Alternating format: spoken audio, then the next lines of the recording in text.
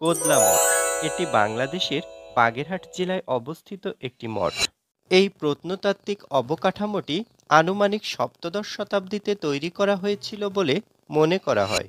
অযোধ্যা মঠের চারপাশে অলঙ্করণ করা কারুকাজ, বর্গাকার চারকোণ বিশিষ্ট ভিতের উপর তৈরি হয়েছে অযোধ্যা বা কোদলা মঠ।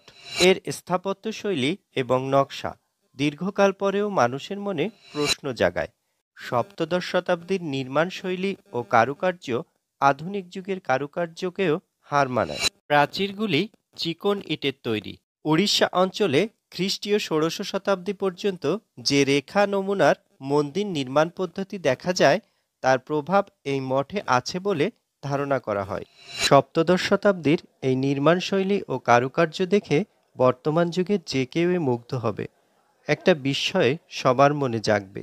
সপ্তদশ শতাব্দীতে বসে কি করে এত সুন্দর কারুকাজ করা সম্ভব, এটাই আমাদের মনে প্রশ্ন জাগতে পারে। মঠের ভেতরে প্রবেশ করলে একটি গম্বুজ দেখতে পাবেন। মঠের চারপাশে তিনটি খোলা দরজা রয়েছে, একটি থেকে প্রবেশ করা যায়।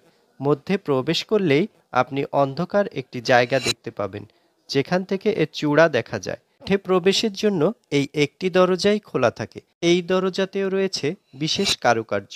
সময় পেলে আপনিও ঘুরে আসতে পারেন সপ্তদশ শতাব্দীর এই বিশেষ কারুকার্য খচিত অযোধ্যা মঠ বা কোদলা মঠ নামে পরিচিত এই স্থান থেকে। ভিডিওটি ভালো লাগলে লাইক, কমেন্ট ও শেয়ার করবেন।